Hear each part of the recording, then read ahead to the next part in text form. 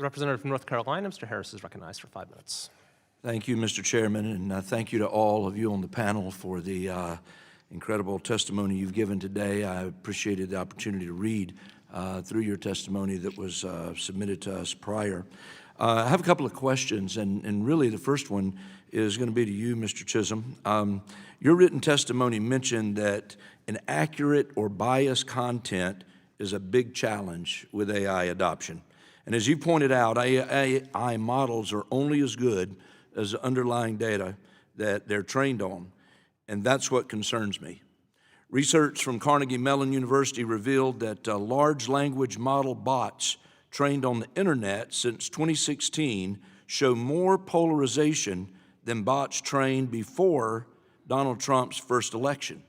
In fact, the research also showed that bots trained from books were more socially conservative than bots trained through the internet or social media. There's, in fact, numerous examples of left-leaning political bias that shows up.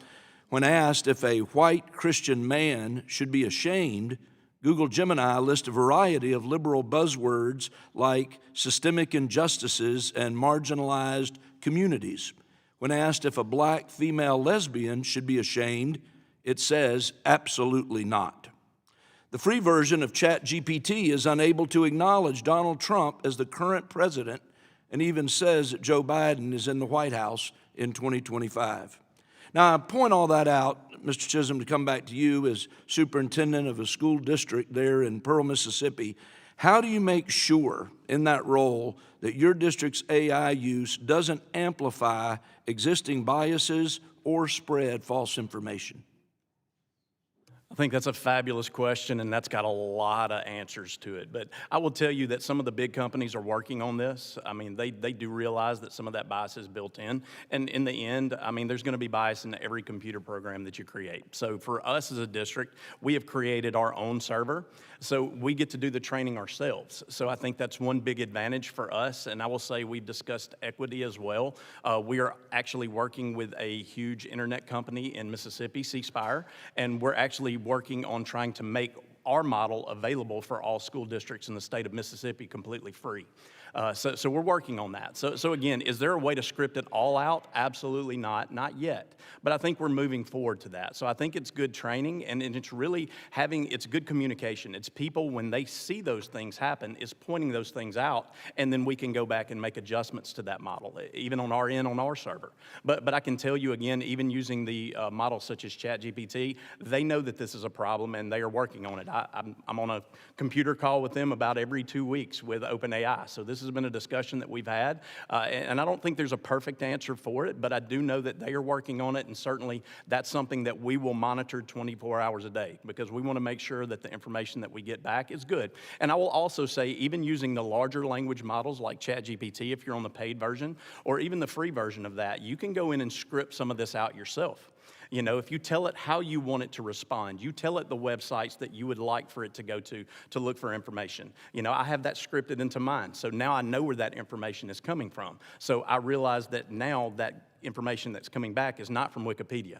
It's good information from the sites that I determined that I want it to come from. So there are ways around that, even though the model itself doesn't fix it.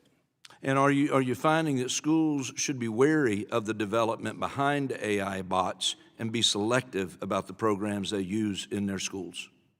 Oh, absolutely, 100%. I think going through all of this information and getting really good information, again, if we were to go with a company, a large company, that would be a multi-week investigation into what they do and how they do it before I put it in front of kids.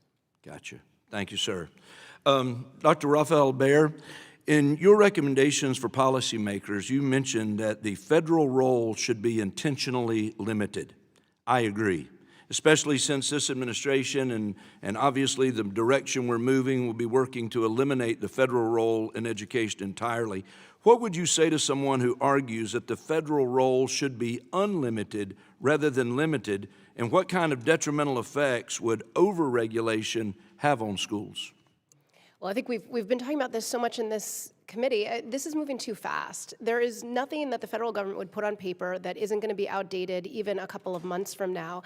And it is imperative that states have the ability and the flexibility to make these decisions within their own context and allowing districts the ability to innovate.